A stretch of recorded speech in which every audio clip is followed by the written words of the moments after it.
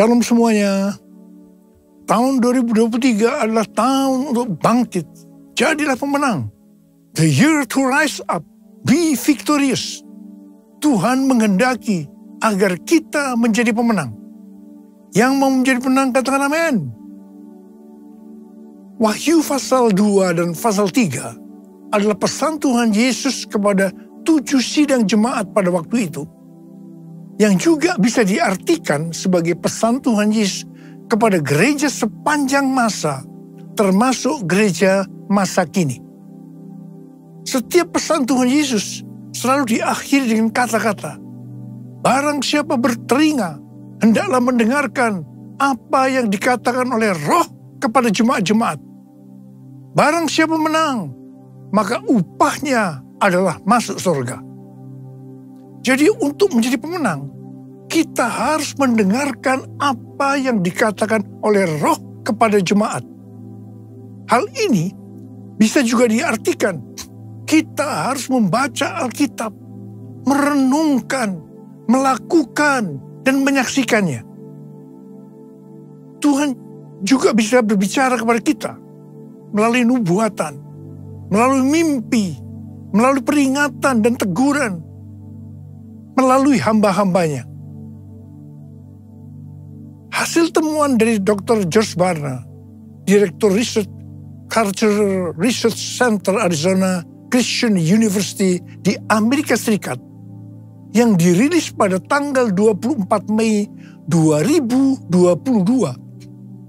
menunjukkan bahwa hanya 37% pendeta Kristen di Amerika Serikat yang masih memiliki sudut pandang yang alkitabiah.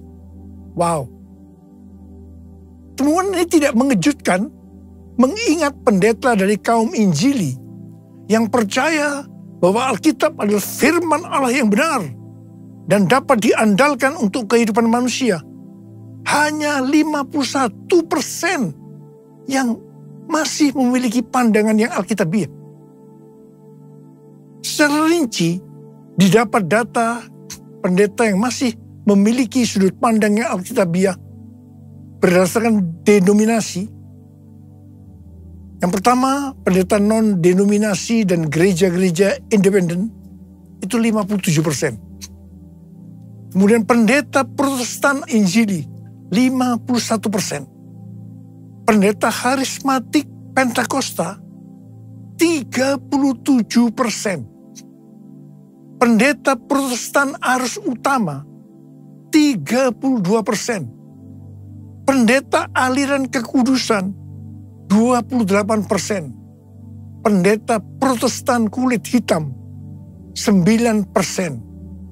Pastor Katolik Roma 6%. Berdasarkan jumlah jemaat yang dilayani, pendeta dengan jemaat kurang dari 100 orang itu 41%. Pendeta dengan jemaat antara 101 sampai dengan 250 orang 45%. Pendeta dengan jemaat 251 sampai dengan 600 orang 14%. Pendeta dengan jemaat lebih dari 601 orang hanya 15%. Data ini menunjukkan bahwa pendeta yang memiliki jemaat yang sedikit masih memiliki pandangan yang alkitabiah dibandingkan dengan pendeta yang memiliki jemaat dan jumlah besar. Pendeta yang memiliki jemaat kurang dari 250 orang berhasil mengintegrasikan iman mereka ke dalam perilaku sehari-hari melalui pemuritan yang terpadu, sehingga mereka tetap memiliki sudut pandang yang alkitabiah. Di era pasca pandemi, sekitar 9 dari 10 gereja di Amerika Serikat memiliki jemaat kurang dari 250 orang. Dari hasil survei ini didapat beberapa hal. Yang pertama, label gereja atau ciri khas sebuah gereja tidak lagi menggambarkan kualitas dari pendetanya. Contoh, label Protestan Injili yang berkonotasi gereja di mana Alkitab dihormati dan diajarkan sebagai firman Tuhan yang dapat diandalkan dan relevan bagi kehidupan manusia, ternyata hanya setengah dari pendetanya yang masih memiliki sudut pandang yang alkitabiah. Perbedaan yang mencolok antara pendeta yang memiliki pandangan yang alkitabiah dari kalangan Protestan dengan pastor Katolik, yaitu 40% berbanding 6%, ternyata tidak menghasilkan jemaat yang kualitasnya berbanding lurus. Studi di tahun 2021 mengungkapkan bahwa hanya 5% dari jemaat yang secara teratur menghadiri gereja Protestan dan hanya 1% dari jemaat yang teratur menghadiri gereja Katolik yang masih memiliki pandangan yang alkitabiah. Hal ini menunjukkan tidak ada gereja dari golongan manapun yang menyelesaikan tugas dengan baik.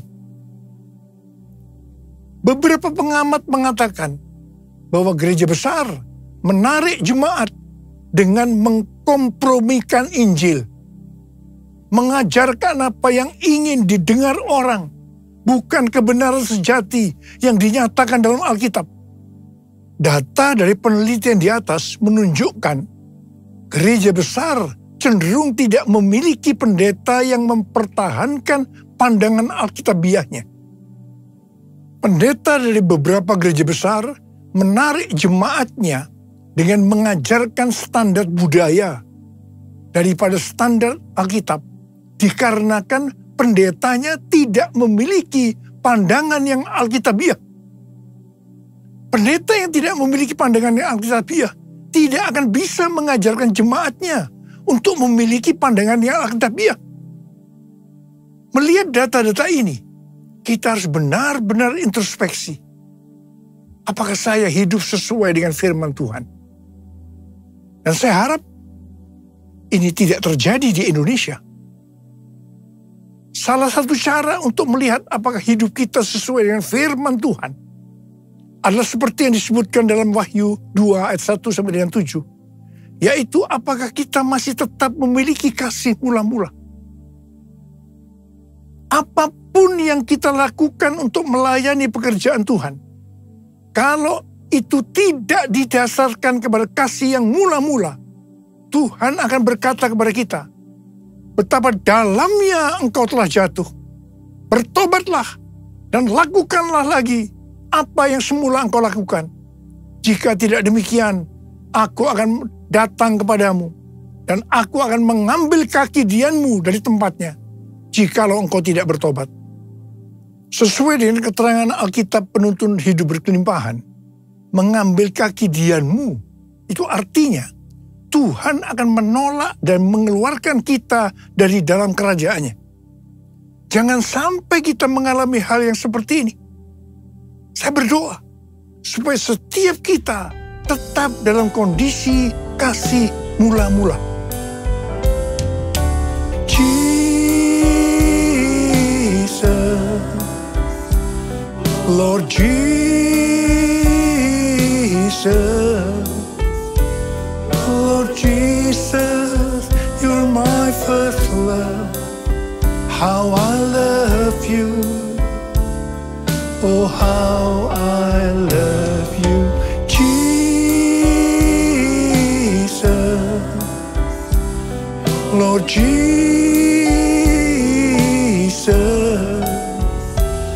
Lord Jesus, you're my first love. How I love you, oh, how I love you, Lord. Tahun 2023 adalah tahun untuk bangkit. Jadilah pemenang. Elia menjadi pemenang melawan nabi-nabi Baal, sehingga membuat orang Israel bertobat. Orang Israel bertobat karena melihat api Tuhan turun. Api Tuhan turun karena doa Elia. Sebelum berdoa, yang dilakukan oleh Elia adalah memperbaiki mezbah Tuhan yang telah diruntuhkan. Artinya, memulihkan ibadah mereka kepada Tuhan. Pertama-tama yang dilakukan Elia adalah membuat mezbah dengan menyusunnya dari 12 batu. 12 batu berbicara tentang unity di antara suku-suku Israel. Untuk menjadi pemenang dalam hal memenangkan jiwa bagi Tuhan, yang paling utama harus terjadi unity di antara kita. Kita harus saling mengasihi. Yohanes 15 ayat 16 dan 17 berkata, "Bukan kamu yang memilih aku, tetapi akulah yang memilih kamu. Dan aku telah menetapkan kamu, supaya kamu pergi dan menghasilkan buah, dan buahmu itu tetap, supaya apa yang kamu minta kepada Bapa dalam namaku, diberikannya kepadamu. Inilah perintahku kepadamu, kasihilah seorang akan yang lain." Yohanes 13 ayat 34 dan 35 berkata, "Aku memberikan perintah baru kepada kamu, yaitu supaya kamu saling mengasihi. Sama seperti aku telah mengasihi kamu, demikian pula kamu harus saling mengasihi. Dengan demikian, semua orang akan tahu bahwa kamu adalah murid-muridku, yaitu jikalau kamu saling mengasihi." Matius 5 ayat 23 dan 24 berkata, "Sebab itu, jika engkau mempersembahkan persembahanmu di atas mezbah, dan engkau teringat akan sesuatu yang ada dalam hati saudaramu terhadap engkau, tinggalkanlah persembahanmu di depan mezbah itu, dan pergilah berdamai dahulu dengan saudaramu, lalu kembali untuk mempersembahkan persembahanmu itu." Supaya persembahan kita berkenan kepada Tuhan, maka kita tidak boleh ada ganjalan dengan orang lain. Kita tidak usah mempermasalahkan siapa yang benar dan siapa yang salah, tetapi supaya terjadi saling mengasihi dan inisiatif berdamai harus dari kita terlebih dahulu. Roma 12 ayat 18 berkata, "Sedapat-dapatnya, kalau hal itu bergantung padamu, hendaklah engkau hidup dalam perdamaian dengan semua orang." Semua diberkati Tuhan. Mari kita akan melihat contoh mengapa Abraham diberkati Tuhan. Salah satu alasannya adalah bagaimana respon Abraham agar perdamaian tetap terjadi antara dia dengan Lot. Kisah perselisihan antara Abraham dan Lot ini dimulai karena padang penggembalaan mereka kurang. Disebabkan Abraham dan Lot diberkati luar biasa oleh Tuhan dengan ternak yang banyak, maka mulailah terjadi perkelahian antara gembala Abraham dan gembala Lot. Kalau ini dibiarkan, maka akan terjadi perselisihan antara Abraham dan Lot yang lebih besar lagi. Apa yang dilakukan oleh Abraham? Abraham mendatangi Lot terlebih dahulu. Meskipun seharusnya sebagai keponakan, Lot yang harus datang lebih dahulu kepada Abraham. Abraham berkata, "Kita ini kerabat, kita ini adalah saudara. Jangan kita bertengkar, karena akan menjadi contoh yang tidak baik kepada orang-orang di sekitar kita, yaitu orang Kanaan dan orang Feris, dan terutama nama Tuhan tidak dipermuliakan." Kemudian Abraham menyuruh Lot untuk terlebih dahulu memilih tempat untuk penggembalanya. Abraham berkata kepada Lot, "Kamu pilih dulu dah di mana tempat lahan tanah penggembalaanmu. Nanti aku akan ambil sisanya aja." Wow, ini satu pengorbanan yang luar biasa. Dan ternyata Lot tidak sungkan-sungkan. Justru dia memilih daerah yang terbaik, yaitu daerah yang banyak airnya, tetapi sayang, dekat Sodom dan Gomora, di mana orang-orangnya jahat dan berdosa kepada Tuhan. Ini yang tidak diperhitungkan oleh Lot. Kisah ini diakhiri dengan Abraham diberkati Tuhan berlimpah, limpah, limpah. Sedangkan Lot harus pergi dari daerah itu karena Sodom dan Gomora dihancurkan oleh Tuhan. Kita harus bangkit dan menjadi pemenang dalam hal hidup saling mengasihi. Yang mau katakan amin. Ku mau hidup seturut kehendak Tuhan. Ku mau memberi semua yang ku dapat berikan. Ku mau cinta Dia lebih dari semua. Ku tak dapat membalas kasih-Nya. Ku tak dapat membalas kasih-Nya. Tanggal 21 sampai dengan 24 Juni 2023 di Amsterdam diadakan konferensi Empower 21 yang temanya adalah Everyone, a New Era of Evangelism. Ini diartikan sebagai munculnya cara penginjilan yang baru yang disebutkan sebagai Everyone. Konferensi ini disebutkan sebagai Everyone Conference 2023 di Amsterdam.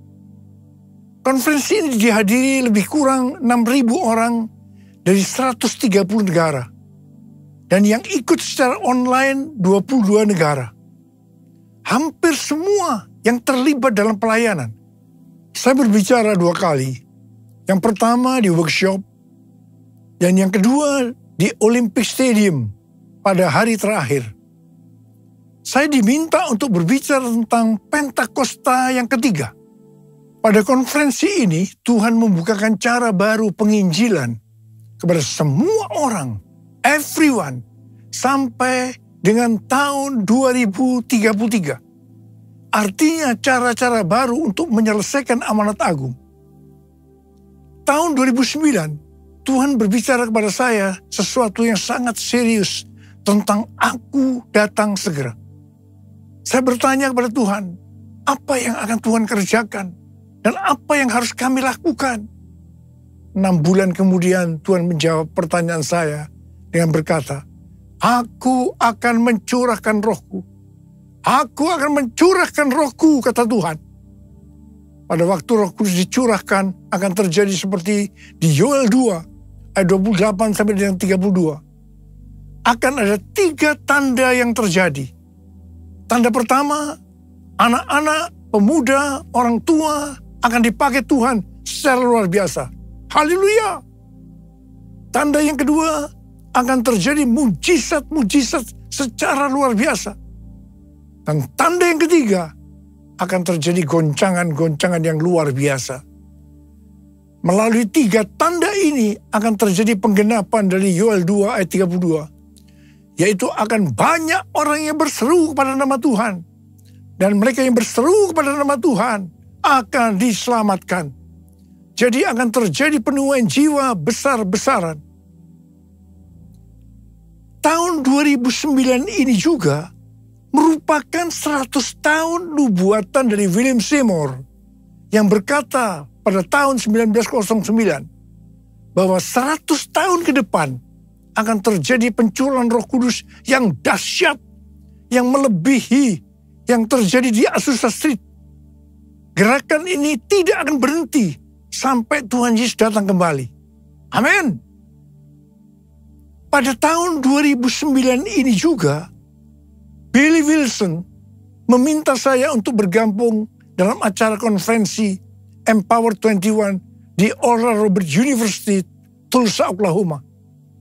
Ketika saya bertanya apa yang dimaksudkan dengan Empower 21, maka diberikan pengertian. Yang pertama, tentang generasi anak-anak muda. Dan yang kedua, tentang apa yang akan Roh Kudus kerjakan 100 tahun ke depan. Ini kalau Tuhan Yesus belum datang. Saya langsung berkata, oke. Saya bergabung. Karena saya mendapatkan seperti apa yang Tuhan bicara kepada saya. Tahun 2011 diadakan konferensi Empower 21 di Asia, di SICC.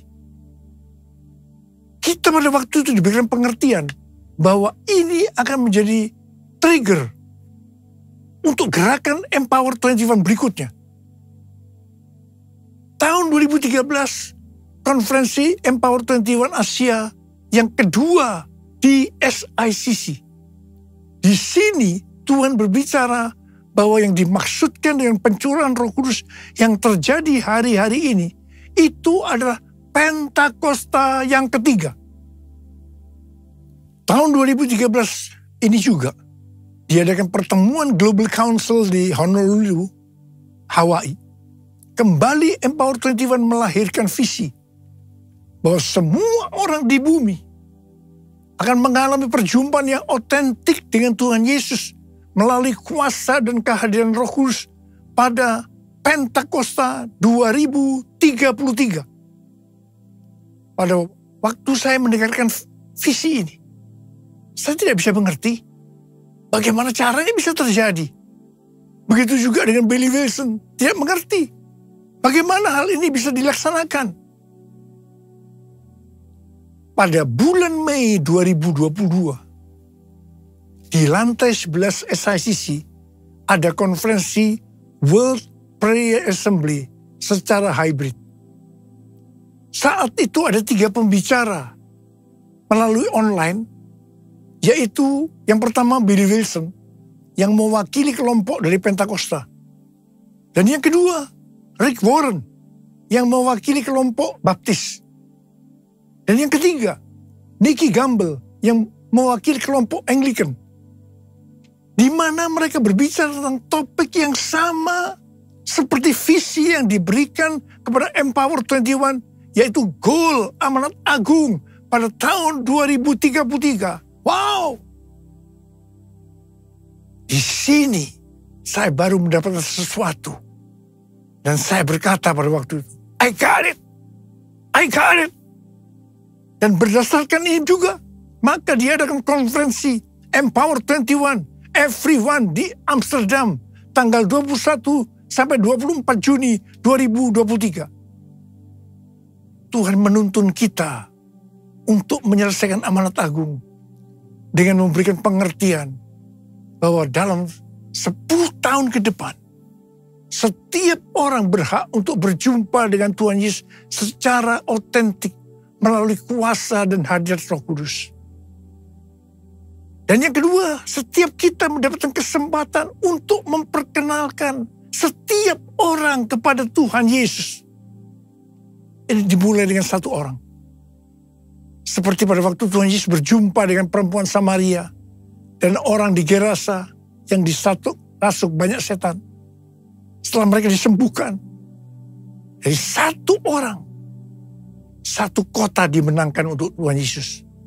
Dan kita dituntun Tuhan. Cara penginjilan melalui kelompok kecil seperti Cool. Dan untuk menyelesaikan amanat agung, everyone, ini tidak bisa sendiri. Harus berkolaborasi. Denominasi harus unity dengan tidak menjelekkan satu dengan yang lainnya. Tetapi bersama-sama bergandengan tangan. Supaya setiap orang mendengar tentang Yesus dan berjumpa dengan Dia. Kita tidak perlu mempersoalkan tentang perbedaan doktrin. Yang penting, kalau visinya sama untuk menangkan jiwa bagi Tuhan Yesus, kita harus bergandengan tangan. Saya tahu ini pesan Tuhan yang sangat kuat untuk hari-hari terakhir ini. Bahwa kita diminta untuk unity. Berkolaborasi. Menghilangkan segala perbedaan-perbedaan yang ada selama ini. Tidak perlu dipermasalahkan. Dan mari bergandengan tangan untuk memenangkan jiwa bagi Tuhan. Saya percaya ini adalah pesan Tuhan buat kita semua. Dan mari, saya ajak saudara untuk angkat tangan. Kita akan berkata kepada Tuhan, satukan kami ya Tuhan bersama dengan tali yang tak putus.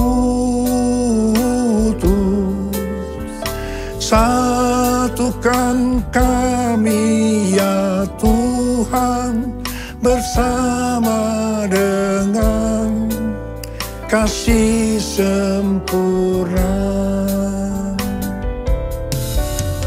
Allah kami satu, Raja pun satulah.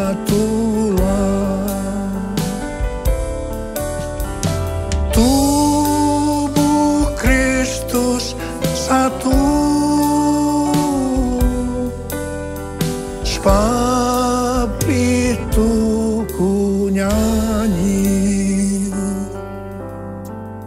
sebab itu ku nyanyi. Uralaba syaralaba laba laba laba laba laba laba. Urialaba laba laba laba laba laba laba. Urialaba laba laba laba laba laba laba laba laba. Urialaba laba laba laba laba laba. Oh Jesus, satukan kami ya Tuhan, satukan kami ya Tuhan. Kami tidak bisa sendiri-sendiri, tapi kami harus berkolaborasi dengan dasar unity satu dengan yang lain untuk memenangkan jiwa. Everyone.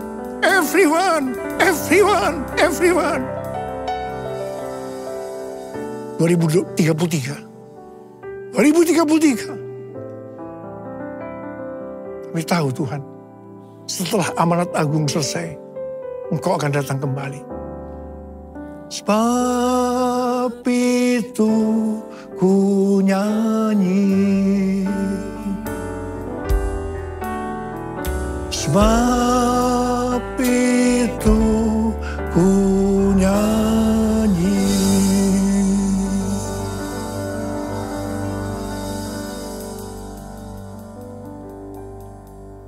Mari, saudara-saudara, kita akan masuk dalam perjamuan kudus. Kita akan mengingat ayat ini. Sebab setiap kali kamu makan roti ini dan minum cawan ini, kamu memberitakan kematian Tuhan sampai Ia datang. Perjamuan kudus adalah perjamuan Tuhan Yesus sendiri. Setiap kali kita masuk dalam perjamuan kudus, ini pesan Tuhan buat kita semua. Biarlah ini menjadi peringatan akan daku. Peringatan akan daku.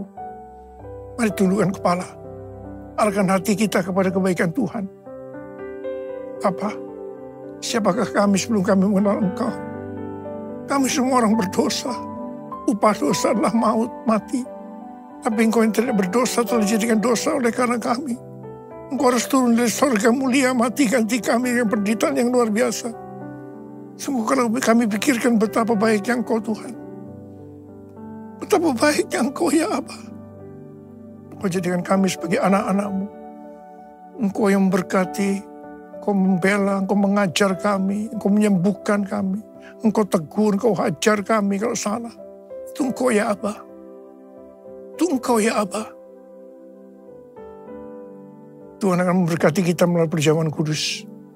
Tapi Tuhan mau kita makan dan minum dengan cara yang benar. Karena itu masing-masing berdoa. Lihat keadaan dirimu masing-masing. Introspeksi. Jangan menyimpan dosa. Akui. Minta ampun. Supaya diberkati Tuhan. Ampuni saya Tuhan. Ampuni Tuhan. Ampuni. Ampuni ya Abba. Ampuni ya Abba. Ampuni ya Abba. Kami akan masuk dalam perjamuan kudus. Dengan hati yang penuh ucapan syukur. Dalam nama Yesus. Amin. Mari. Angkat roti di tangan kanan kita tinggi-tinggi. Sebab apa yang telah kuteruskan kepadamu telah aku terima dari Tuhan. Itu bahwa Tuhan Yesus pada malam waktu Ia diserahkan mengambil roti. Dan sesudah itu Ia mengucap syukur atasnya. Ia memecah-mecahkannya. Dan berkata, inilah tubuhku yang diserahkan bagi kamu. Perbuatlah ini menjadi peringatan akan aku. Sudah dikasih Tuhan, bukankah roti yang kita pecah-pecahkan ini adalah persekutuan kita dengan tubuh Kristus. Mari kita makan dalam nama Yesus.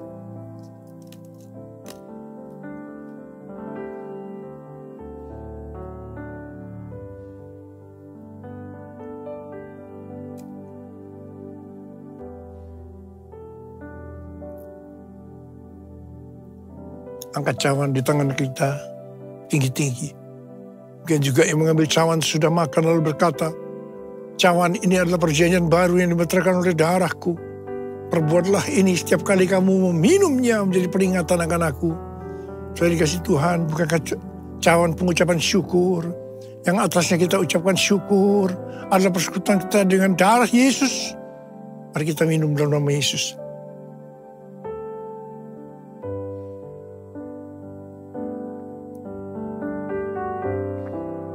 Angkat tangan kita, ucapan syukur dan terima kasih dengan suara.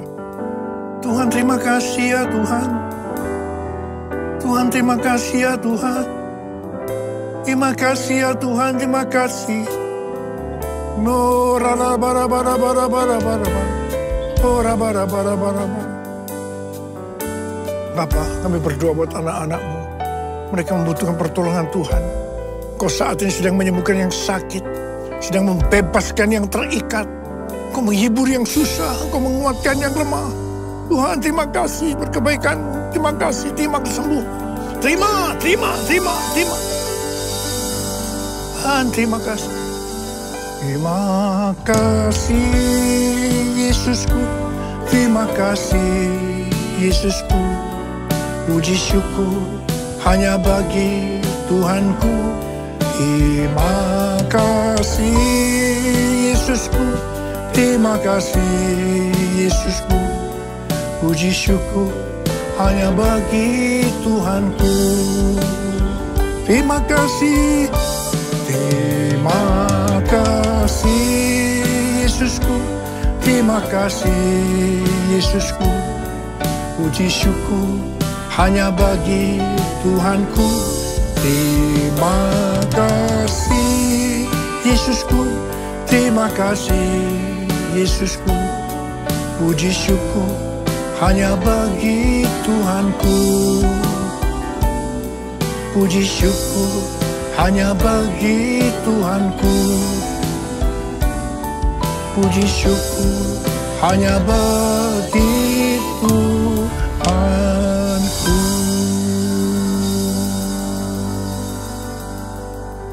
Terima kasih Abah.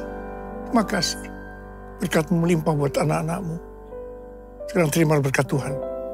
Kasih karunia berlimpah-limpah daripada Allah Bapa dalam anak yang tunggal Yesus Kristus. Persekutuan yang manis dengan Roh Kudus menyertai saudara sekalian mulai hari ini. Sampai Tuhan Yesus datang menjemput kita di awan-awan dan bahkan sampai selama-lamanya.